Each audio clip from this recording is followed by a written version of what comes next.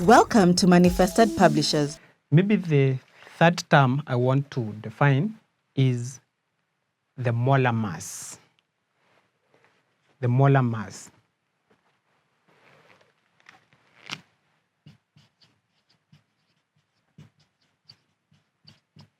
You see that the molar mass, it is the mass in grams of 1 mole of a substance.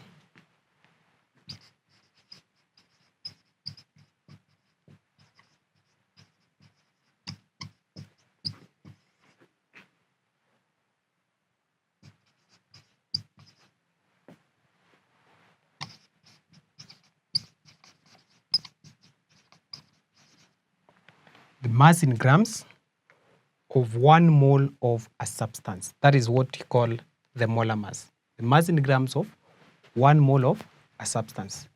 According to this table, that it means that zinc, the molar mass is 65 grams.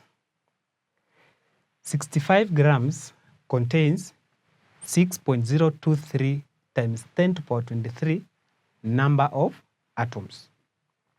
Therefore, by containing this number of particles, it just means that that is 1 mole. And therefore, the molar mass is 65 because the molar mass is the mass in grams of 1 mole of a substance.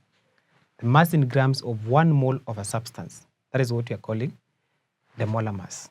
And it now means that the molar mass of zinc is 65, the molar mass of magnesium is 24, the molar mass of nitrogen is 14, molar mass of iron is 56, sulfur 32, carbon 12, and hydrogen has a molar mass of 1. Therefore, those terms are so important, then you need to understand them very well because they will be of great importance as we move on in this chapter, because it's a very interesting chapter and a very simple one once again.